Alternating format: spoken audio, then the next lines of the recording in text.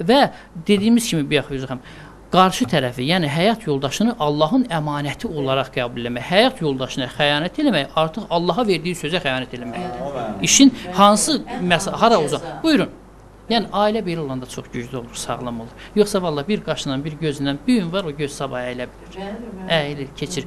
Qalıcı məsələlərini, əlbəttə sevgi gözəl şeydir, sevgi nemətdir. Peyğəmbərimiz də bir səhabəsində buyurur ki, evlənəcəyin xanımla get öncədən gör.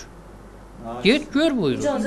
Bəli, get gör buyurur deyir. Sevəcək. Çünki sən getdin sifət istər-istəməz nəfsimiz var da, bunu da bilirsən. Nəfsin də öz payı var, bunu da qəbul et. Yəni gördün, sən bir gördün ki, bəyənmədin, tam ürəyin bulandı. Yəni nə qədər ömür boyu bəzən çəkməyə bilərsən, yükü çəkməyə bilərsən, bilirsən. İrəlicədən o bəzi insanın haqlı istəkləri görülməlidir, təmin olunmalıdır, baxılmalıdır bu məsələlərə. Əli müəllim, çox sağ olun. Sonda mən xatından istərdim. Verişin əvvəlində tərifədə belə mahnı oxumuşam, elə mahnı oxumuşam. İndi görə necə mahnı oxuyub. Elə mahnıdan sonra xəbərlərə bağlanacaq. Xəbərlərdən sonra biz burada iftarımızı açıq elan edəcəyik. Hə? Baxın.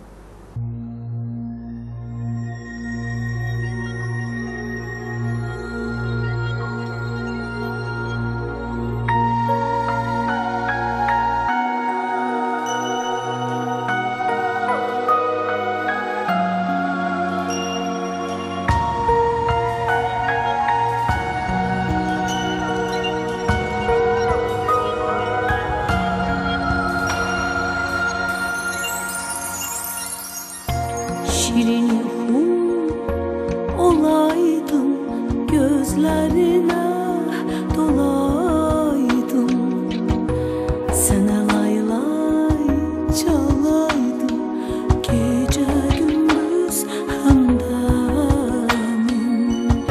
Şirin yuhum olaydım, gözlerine dolaydım,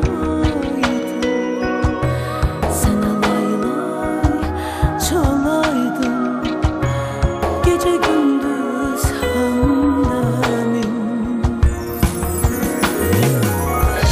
Kızıl gülüm dereydim, dereydim, dereydim, senden şelen höreydim, höreydim, höreydim. Kızıl gülüm dereydim, dereydim, dereydim, senden şelen höreydim, höreydim, höreydim. Yuxularına gələydim, gecə gündüz həmdəmin. Yuxularına gələydim, gecə gündüz həmdəmin.